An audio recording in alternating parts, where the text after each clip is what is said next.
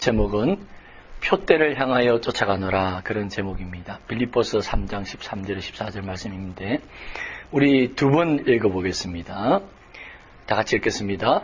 형제들아, 나는 아직 내가 잡은 줄로 여기지 아니하고 오직 하늘 즉 뒤에 있는 것은 잊어버리고 앞에 있는 것을 잡으려고 표대를 향하여 그리스도 예수 안에서 하나님이 위에서 부르신 부름의 상을 위하여 쫓아가느라. 한 번 더 읽겠습니다.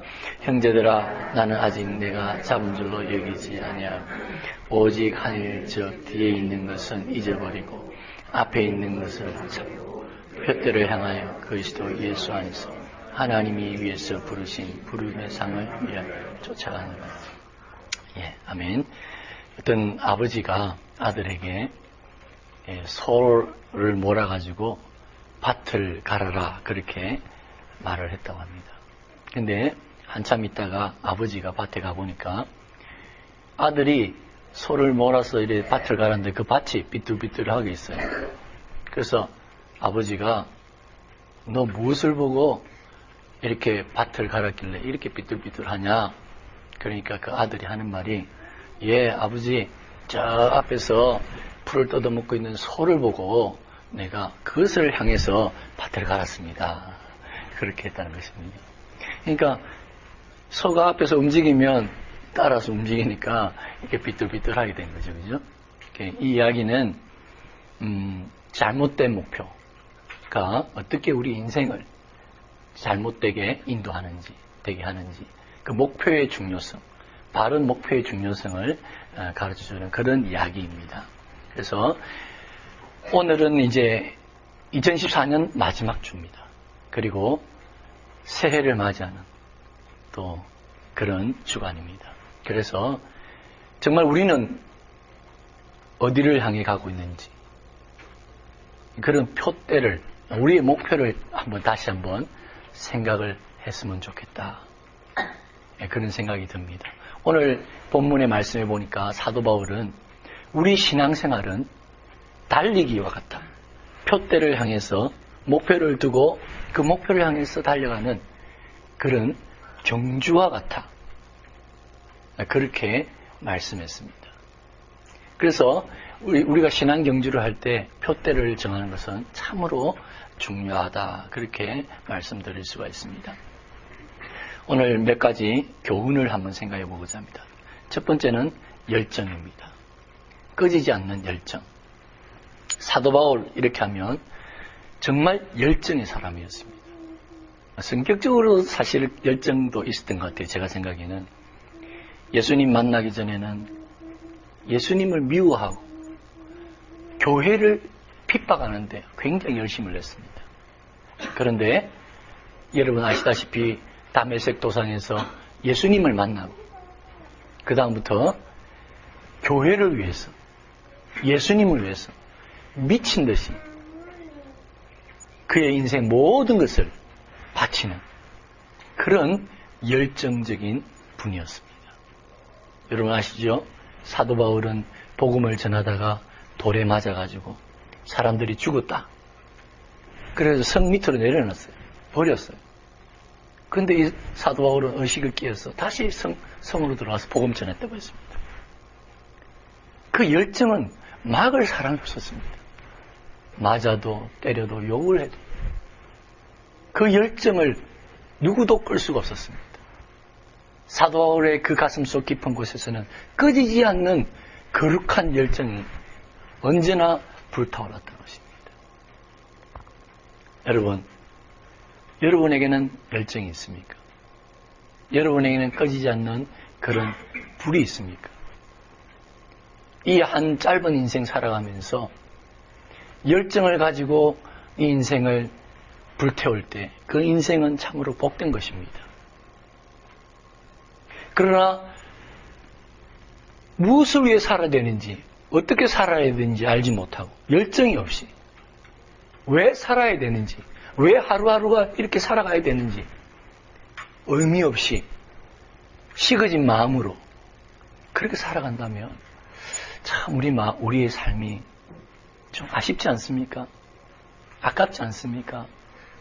그래서 우리는 내 안에 꺼지지 않는 열정이 있는지, 무엇인가 내가 열정을 가지고 이 짧은 인생을 살아가는지를 우리는 돌아봐야 되는 것입니다. 사도 바울에게는 목표가 있었습니다. 열정을 가지고 쫓아가야 되는 표대가 있었습니다. 그는 두 가지로 표대를 설명하고 있습니다.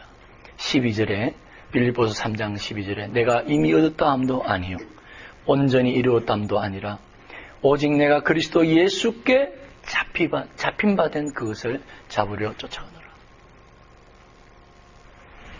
예수 그리스도께 잡힌 바 된 그것이 그의 표대였습니다. 그리스도께 잡힌 바 된다. 이게 무슨 표현일까요? 좀 어렵지 않습니까? 두 가지로 생각할 수 있습니다. 그 당시에 노예제도를 생각할 수 있습니다. 그 소유된, 사도 바울이 고백했듯이 나는 예수의 소유된 종이다. 예. 그런 의미에서 내가 그리스도께 잡힌 바 되는 주님의 종으로서 살아가는 그것을 의미하기도 하고요. 좀 사랑의 관계로 말한다면 그리스도께 잡힌 바 된 그것은 사랑의 친밀감. 내가 예수님과 하나 되고 예수님이 나와 하나 되는, 그렇게 하나 되는, 예수님과 하나 되는 그것을 잡으려 간다. 그렇게 이해할 수도 있습니다. 어쨌든 그의 거룩한 표대는 예수 그리스도였습니다. 세상의 그 무엇이 아니라 예수님 그분에게 나아가는 그것이 그의 표대였습니다. 그분을 기쁘시게 해드리고 그분을 소망하고 그분을 만날 날을 기다리는 그런 그의 마음이 그의 표대였습니다. 목표였습니다. 두 번째로는 빌립보서 3장 14절 오늘 본문에 표대를 향하여 그리스도 예수 안에서 하나님이 위에서 부르신 부름의 상을 위하여 쫓아가노라 그랬습니다. 예수님 안에, 예수님을 향해 나가는데 그 예수님 안에서 부르신 하나님의 부름의 상, 아마도 천국의 상이겠죠. 그 천국에서 받을 상, 이 땅에서 받을 상이 아니라, 이 땅에서 누릴 어떤 것이 아니라 주님 안에서 받을 저 영원한 상, 그 상을 쫓아간다고 했습니다. 여러분, 이 땅의 상과 천국의 상은요, 다릅니다. 반대될 수 있습니다. 그래서 예수님은 이런 표현을 자주 했습니다. 너희는 이미 여기서 상을 다 받았느니라. 바리새인들, 외식하는 바리새인들을 향해서 말했죠. 너희는 이 땅에서 상을 다 받았느니라. 이 땅에서 상을 받는 것과 천국에서 상을 받는 것 틀립니다. 사도 바울은 저 영원한 천국에서 받을 그 상을 향해서, 그 표대를 향해서 끊임없이 달려갔던 것을 볼 수 있습니다. 열정에 대해서 제가 좀 더 말씀을 나누고 싶습니다.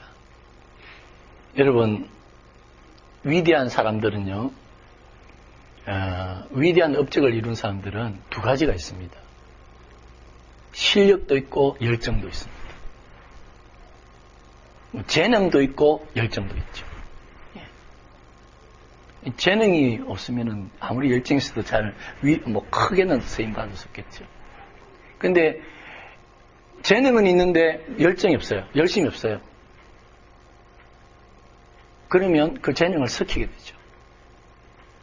그래서 우리가 자녀들이 있는데 자녀들에게 두 가지를 말합니다.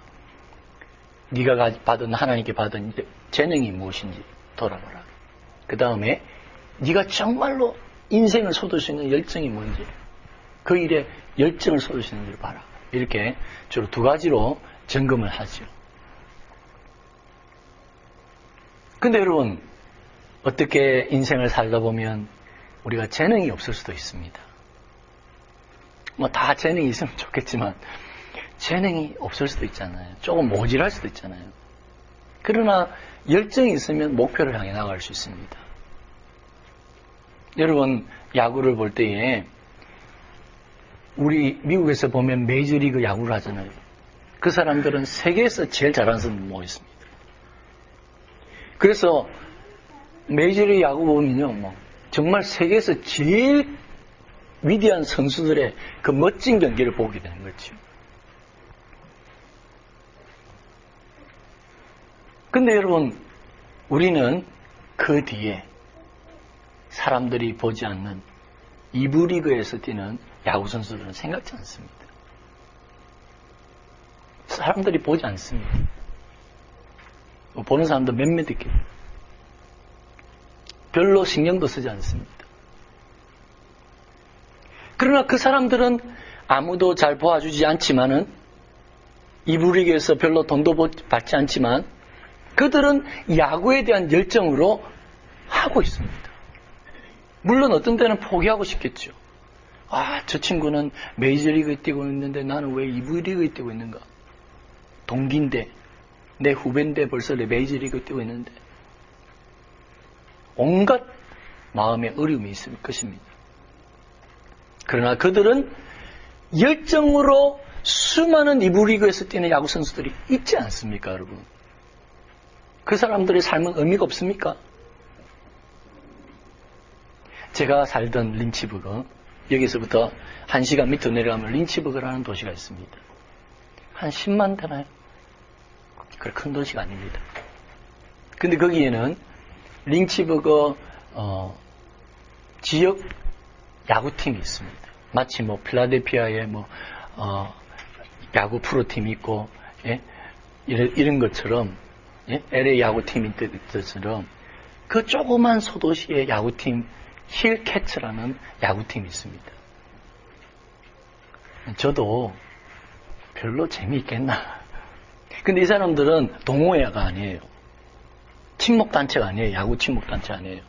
정식으로 그들은 티켓을 받아가지고 야구장에서 돈을 받고 야구하는 사람들이에요. 그리고 같은 조그만 소도시의 야구팀들과 정규리그를 하고 있습니다. 홈페이지도 있고. 저도 재미있겠나 거기 가보지도 않았습니다. 라디오에 광고를 하는데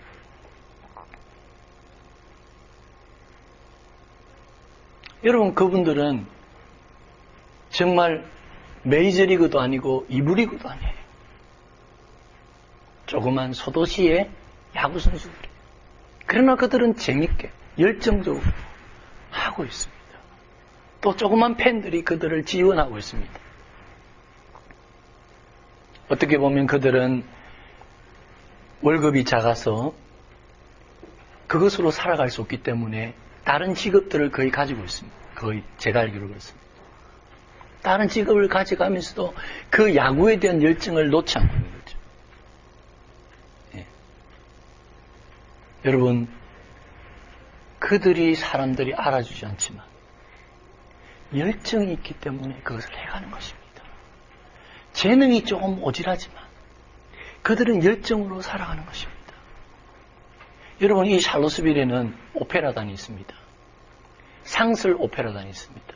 이 조그만 도시에 여러분 상슬 오페라단이 있다는 거 아세요? 애쉬론이라는 곳에 있습니다. 여러분, 이분들은 맨하탄이나 뉴욕의 그 오페라단과는 비교가 안 되겠죠. 이 시골에 조그만 곳에서 오페라 한다고 누가 알아주겠습니까?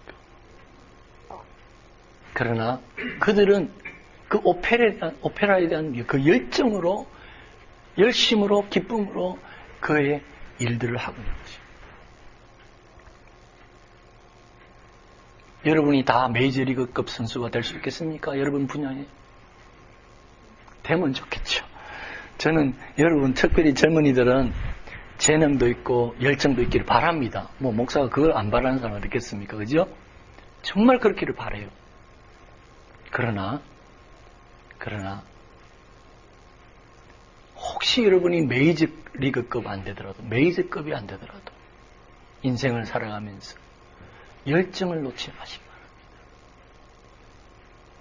열정을 놓으면 좌절하고 실망하고 그렇게 되지 않습니까? 우리 빛가서 온교회도 그렇습니다. 여러분, 우리 빛가서 온교회는 다른 교회에 비해서 시설이나 여러 가지 그렇게 뛰어난 큰 교회도 아니고 아주 조그만 교회입니다. 그런데다가 목사까지 그렇게 뛰어난 목사가 아니에요. 아주. 그러나 그렇기 때문에 우리에게 무엇이 필요합니까, 여러분? 그렇기 때문에 우리에게 필요한 것은 열정입니다. 열정. 우리에게는 실력도 필요하지만 열정이 필요한 것입니다. 남이 알아주든 알아주지 않든. 예? 내 삶이 어렵든 어렵지 않든. 저 메이저리그급 사람들보다 초라하든 안 하든. 그 중요한 게 아니에요. 열정이 있으면 됩니다. 우리에게 필요한 것은 열정입니다. 목사인 저에게도 열정이 필요합니다. 여러분에게도 그렇습니다. 열정에 대해서 이야기가 너무 길어져 버렸는데요. 여러분의 인생에 정말 목표가 있는지, 그리고 그 목표를 향해서 열정적으로 살아가고 있는지, 오늘 한 해를 지나면서 돌아보시기 바랍니다. 이제 뒤에는 좀 더 빨리빨리 지나가겠습니다. 두 번째로는 변함없는 겸손입니다. 사도 바울은 겸손한 사람이었습니다. 열정도 있었지만 겸손했습니다. 그는 사실은요, 정말 위대한 종이었습니다. 기독교 역사에 있어서 가장 위대한 신학자입니다. 사도행전을 읽어보고 이렇게 성경을 읽어보면요, 예수님 제자들이 예수님 제자들뿐만 아니라 원래 유대교의 그 예루살렘에서부터 복음이 시작됐기 때문에 유대교와 기독교를 구분하지 못했습니다. 예수님의 가르침을 이해를 잘 못했습니다. 복음을 이해를 잘 못했습니다. 그래서 사도 베드로도 사도 바울에게 책망받았죠. 그 유대교와 지금 예수님의 가르침, 그 가르침을 이해를 잘 못했어요, 제자들이. 근데 그것을 체계적으로 예수 그리스도의 십자가의 복음을, 기독교의 복음을 체계화한 그 위대한 신학자가 사도 바울입니다. 그래서 성경을 봐도 신약 성경에 얼마나 많은 그 서신서들이 사도 바울에 써 있습니까? 그죠? 위대한 변증가 신학자입니다. 그리고 그는 위대한 목회자였습니다.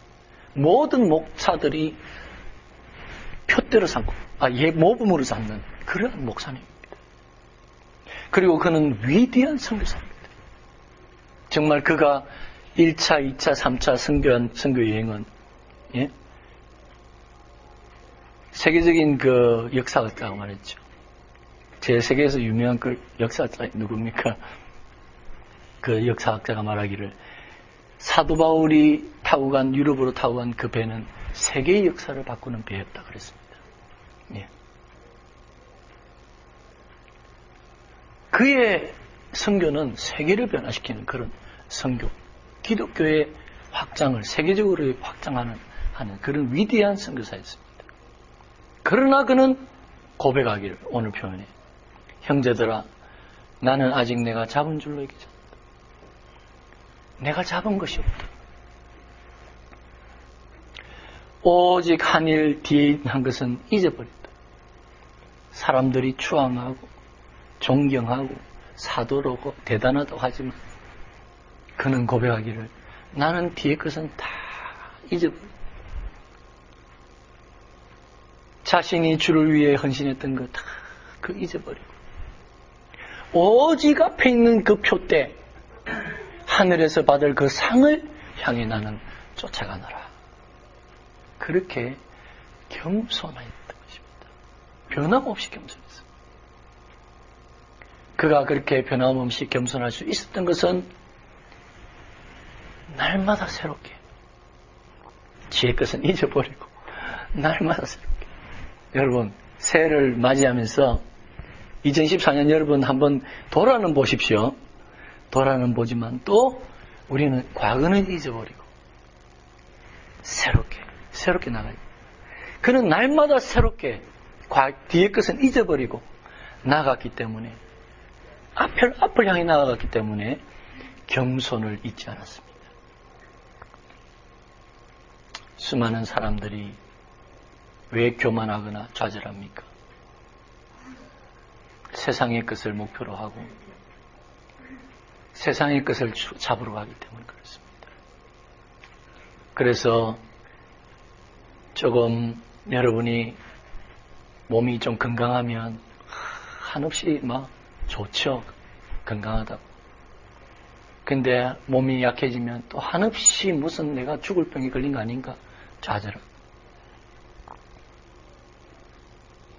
내가 좀 재정적으로 넉넉하면 한없이 교만해지죠. 어깨에 막 힘이 들어. 이건 제 말이 아니고 원래 좀 부자 돼 본 사람들이 고백이더라고요. 어깨 힘들어한다 하더라고요. 자기도 모르게 어깨 힘이 막 들어가고 아류에도 없어진대요. 돈이 재정이 있으면 좀 그래 됩니다. 또 재정이 좀 안 좋으면 한없이 약해지고. 직장에서 뭐 일이 좀 잘 되면 막 으쓱이 하다가도 일이 좀 안 되면 한없이 좌절하고. 사회에서 좀 잘 되면 오만해지고. 그거 왜 그렇게 됩니까? 왜 그렇게 됩니까? 우리의 목표가 거룩한 것, 영원한 것이 되어야 되는데 이 세상의 것을 추구하다 보니까 그것 좀 잡았다고 교만하고 그것 좀 못 잡았다고 좌절하고 그런 삶을 살게 된다는 것이죠. 여러분은 어떤 목표를 갖고 살아가고 있습니까? 여러분도 세상 사람들과 똑같이 물질과 명예와 세상의 성공을 향해 나가진 않습니까? 그것으로 조금 기뻤다가 조금 슬펐다가 이렇게 하는 삶을 살지는 않습니까? 여러분의 목표를 다시 한번 돌아보시기를 바랍니다. 마지막으로 변질되지 않는 순수함입니다. 사도 바울의 위대함은요, 저는 그렇게 생각합니다.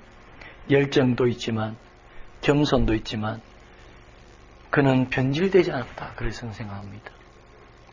그는 죽을 때까지 그의 생명이 끝나는 그 순간까지 그의 길을 벗어나지 않았습니다. 끝까지 그 길을 갔습니다. 그가 오늘 왜 뒤의 것은 잊어버리고 이미 잡은 줄로 생각지 않고 나간다고 했습니까? 변질되지 않기 위해서. 겸손하기 위한 것도 있겠죠. 그러나 저는 그렇게 생각합니다. 그가 변질되지 않기 위해서, 혹시나 그 길로 가지 않기 위해서, 혹시나 목표를 잃어버리지 않기 위해서 그는 뒤의 것은 잊어버리고 잡은 줄로 여기지 않고 표대를 향해 나간다고 오늘 이렇게 본문에 고백하고 있는 것입니다. 변질이 뭡니까? 변질은 목표에서 벗어난 겁니다. 그 순수함에서 벗어난 겁니다. 첫 마음에서 벗어난 겁니다.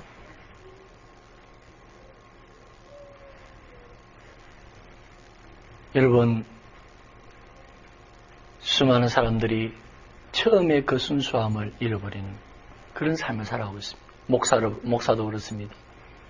대부분의 목사들이, 저를 포함한 목사들이 처음에 목사가 될 때에는 정말 순수한 마음으로 다 버리고 주를 위해 순교할 마음도 가지고 그렇게 주의 길을 갑니다. 그때 모르게 소리를 지르면서 눈물을 흘리면서 부르는 찬송이 있습니다. 부름받아 낯선 이 몸 어디든지 가오리다. 괴로우나 즐거우나.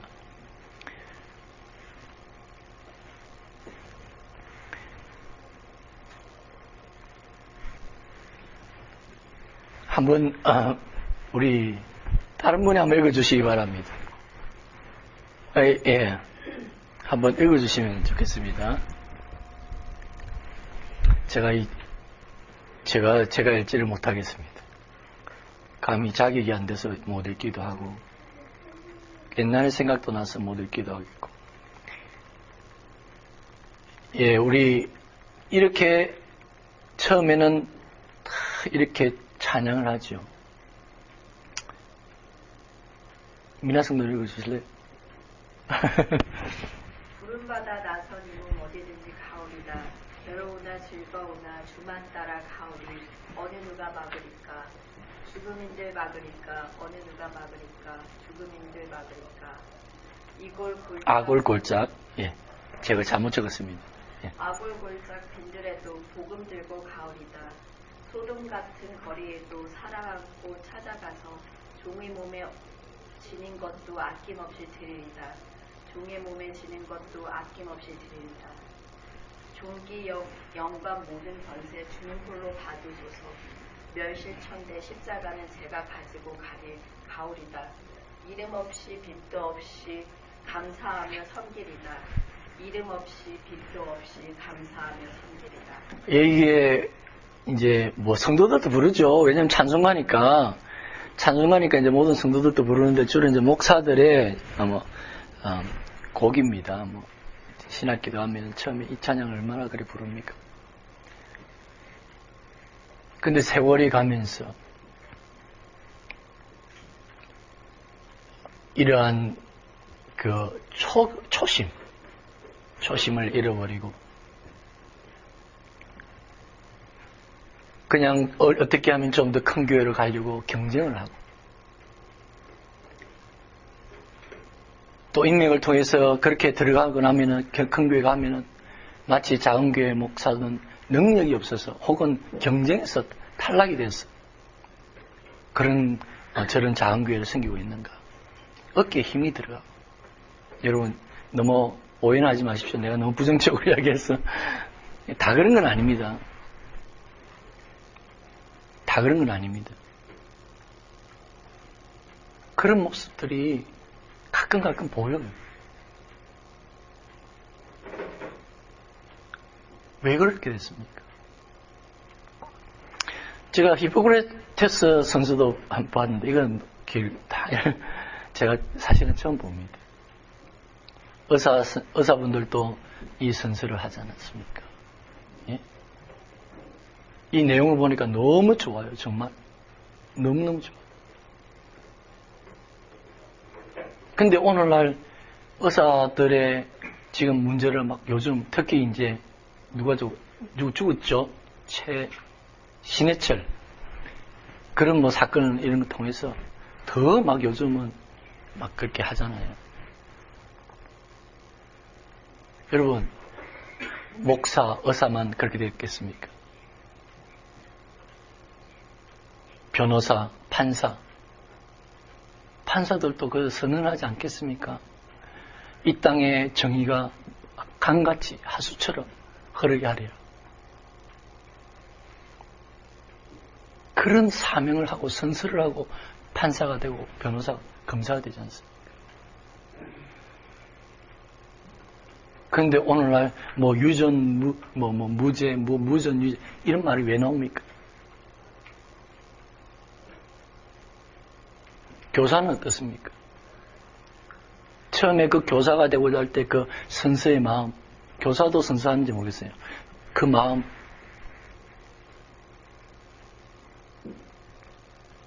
오늘날 우리 사회가 왜 지금 어두워지고 있습니까?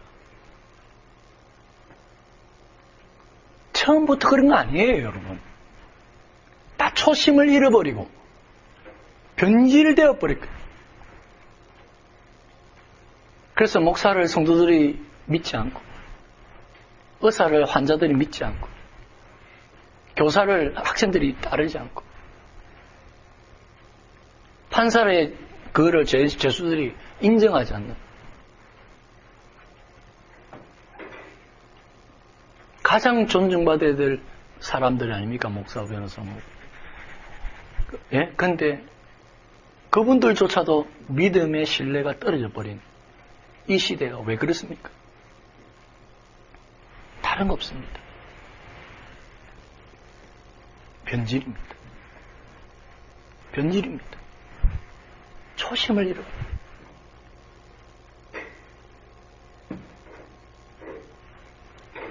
여러분은 어떻습니까? 여러분은 정말 여러분의 그 초심을